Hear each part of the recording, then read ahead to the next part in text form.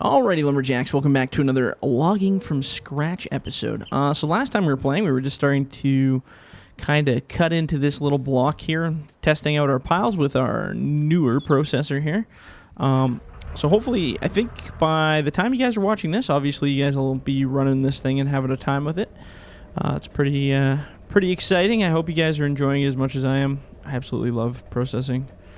I love to be able to process with a proper machine that actually processes, because we were definitely having some troubles with the other one there. The in-game one was a bit sketch. What were we cutting to? 5s here. So yeah, our plan is to kind of just fill this guy right up and then try to make as many rows as we can. Then we can come up here. I've already pre-purchased the loader. So maybe this episode, next episode, we'll walk that over here. It's a bit of a walk, but it's worth it. Like I said, I was going to get a low bed and do it that way, but I'm just like, ugh, it's not a lot of distance to require a low bed. I wonder if I should cut some of these out here too. See if I can reach it. Can we get it? Oh, a little stretch. There we go. Actually, we can probably just follow this one flat and run it back. Kind of processing in reverse a little bit.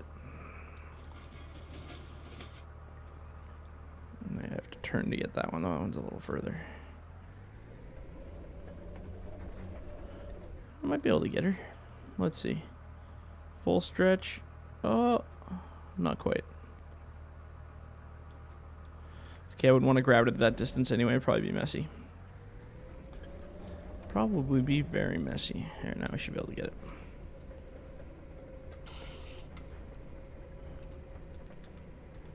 Oof, it's a heavy tree. So since the last episode, I put some some new sounds on the head. You can't hear it really, probably all that much here. I'll see if I can get close. Listen to it as I process it. So new cut sound and a new run sound. So the run sounds, you can hear the knives kind of bouncing around. And then just kind of more of a hissy kind of cut.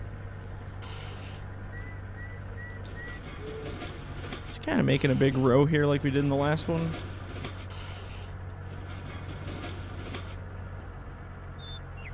Clean it all out. So we got some nice little trees here, so it's easy to manipulate the tree, waving it around. Some of those bigger ones are a little more work. Do we have anything within kind of grabbing range here? Might be able to get that one actually. I don't know. It's a bit of a stretch. Oh yeah, we can get her. I keep forgetting how long this arm is. The long arm of the logging law. There we go. Alright, so let's go back to this view. That view is neat, but it's a little weird after you do it for a while. You can actually get really motion sick using that view. It's because you got no real reference point for your cab. So you just kind of get... Ugh. I'm just running over all the tops here. Don't care. Ooh, it's a heavy tree. I can actually kind of feel that in the cab, how heavy it is. Just do-dook. I'll start another little pile over here, maybe.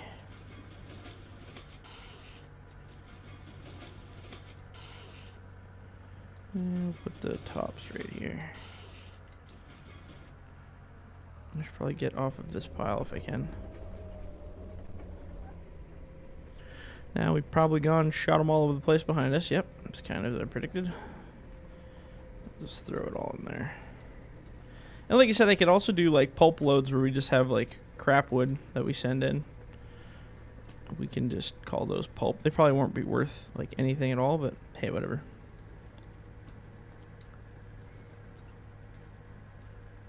Let's see if I can get this one. Oh, just about. There we go. Some are a little tricky to grab.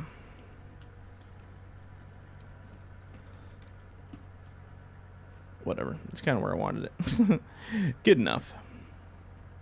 So yeah, after we chopped down a bunch of this stuff, Then we can start looking at hauling it.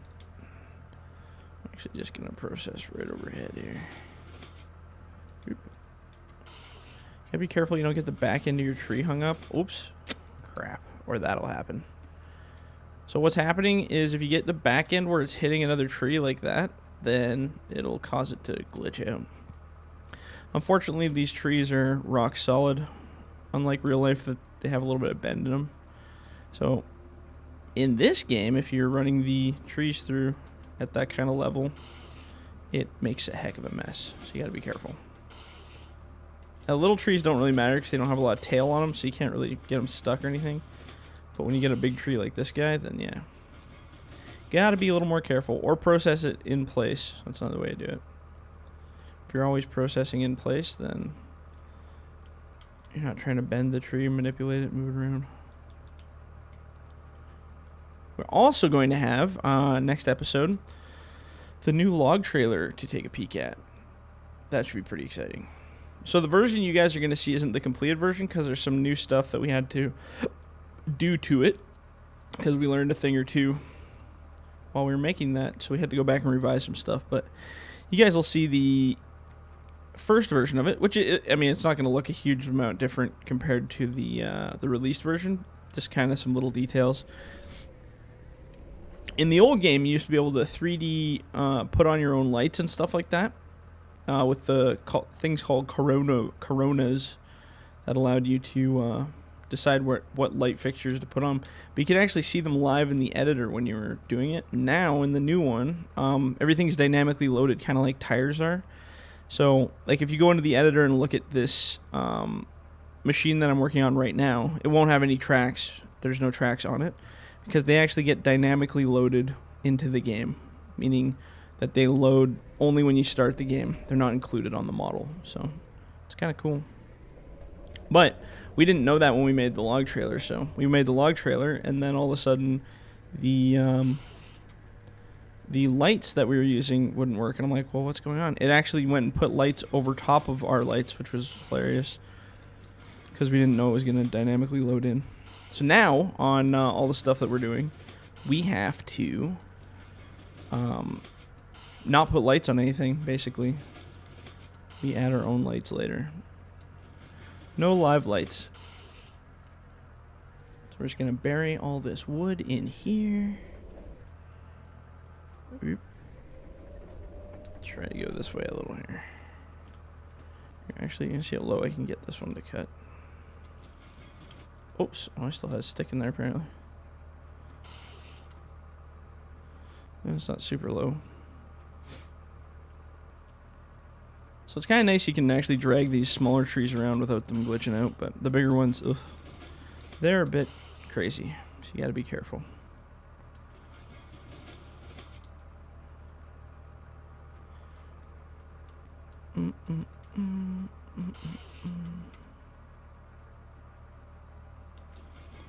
There we go.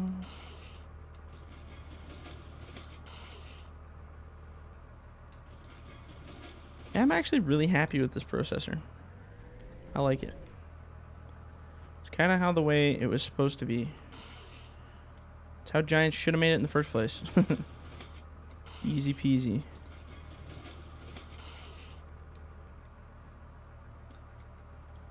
Oops, some trees stuck in the cab here. Or something. What's going on out there? Almost ran it over. Got her stuck in the track there a little bit. Alright, so I wonder if, let's maybe walk that loader over here. So I bought this brand new loader.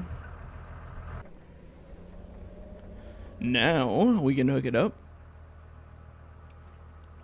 and give her. I was also playing with dangle loaders actually just prior to starting the recording today. But we're having some difficulties getting them to make it as an attachable. For some odd reason, when we try to make them attachable heads, no matter what we do, it doesn't seem to work so well. So won't we can make it so it's fixed, but trying to add it as a actual dangle, it doesn't want to, which is such a pain in the butt. So I don't know. We'll go back to the drawing board. Or maybe we'll just have 2 machines that are dangle loaders and we'll just make them their own non-tachables. I don't know. Another thing you guys have probably noticed on the new well, this is already out, so you guys have been playing with this for a while, but the piston or the hydraulic on the stick is on the bottom instead of the top. Apparently a lot of people don't like that so much, but oh, look at the shadows glitching out there. That's awesome. This game's got great shadows. Just kidding. I just won't look back there. Apparently the sun's flickering, so that's good. Or it could be the exhaust causing that. Never thought of that. If I turn this way, does it go away? Yeah, it totally is the exhaust. Ah, that's weird. Glitchy exhaust shadows. Anyway, so this piston on the boom here, on the stick here. So you see how it's underneath? So the reason we put it underneath was to kind of help the game out a little bit, because when I had it up on top, what would happen is I didn't have any flexibility for penciling, one thing. So a lot of people wanted to be able to pencil, but originally the other boom would stop about here, so you'd literally have to stretch your arm way out there in order to do a penciling. And penciling, for those who don't know what that is, it's when you get a bunch of logs together and you go like this and they all fall flat, and then you crush them so that they're all butted up and straight. So you couldn't really do that super well with the last one, so what we ended up doing was trying to expand the piston on top to make it bend more, and after trial and error, it didn't work so well, so I said, well, why don't we just put it upside down? I know that's not dead realistic, but you know what? In this game, you have to make sacrifices to make the experience more realistic. So we put the cylinder the other way. We put it upside down, so that was a bit of a different move, but it worked. So we put that whole system upside down, but the main reason we're doing this is to future-proof these machines so that in the future, if you wanted to put a feller buncher on this thing, well, now it has that much rotation, so you could totally use it as a feller buncher or as a grapple saw or as a feller head, whatever we want to make for an attachment. It's now possible to do that, so I know it may not be the most realistic thing, and, you know, it happens, but I wanted to do something a little different. So let's maybe sort our stuff out a little bit here. So let's make a pile here. I don't know what to do about the pulp stuff yet. Might actually grab that and go put it into one big nasty pulp pile.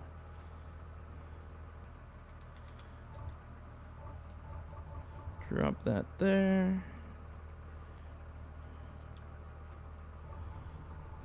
There we go.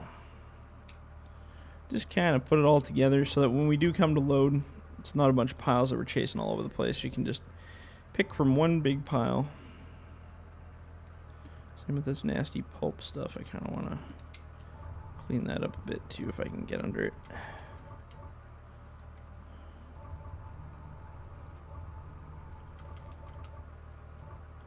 A little jittery there, but we got her.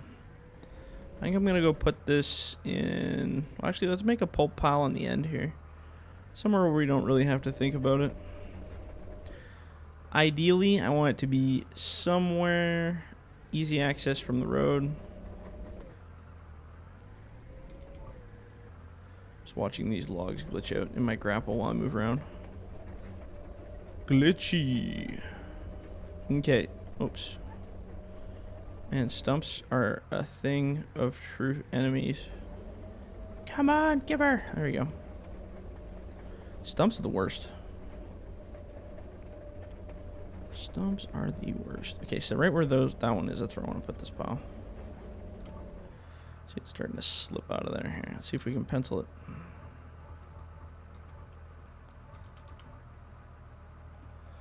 Sure, looks good. So we'll put all that crap right there. And this will be our pulp pile. So basically we're going to put all our crap wood in one little spot. That way, if we do want to do some nasty loads to the mill, we can just come over here and grab from them. I get 2 tiger cats hanging out now. Trippy, right? Now I guess we're going to need a stump grinder, like for serious this time around. Because it ain't no joke. The stumps are real. I mean, I guess I could make a head that cuts like super low or something. I might do that on the buncher. I'll make it cut super low.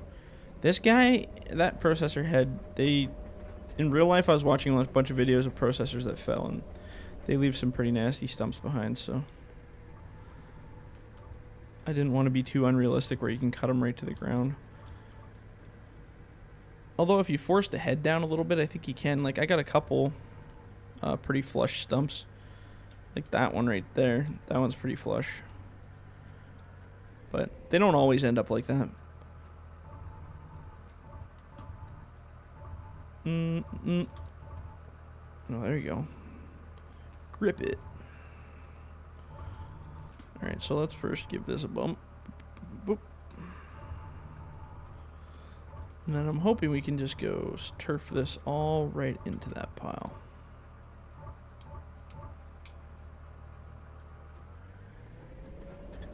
There we go. And drop it. Boom, drop it. Nice. Okay, so now we should have 1, 2. Well, actually, you know what? Well, we don't have a lot of wood going on in this other pile, do we? I'm just spinning around in circles, having a time here. Round and round we go. I was trying to see kind of where our path was for where we're cutting. I might just, because there's not a lot of wood ahead of us, I might just combine this pile with this one. Well, then again, it'll probably cause some lag too. God, that's always the stupid frustration in this game. It's like, oh, I could just pile it, and you're like, no, wait, don't, because it'll crash. It can't handle it. Just like this machine can't handle these stumps.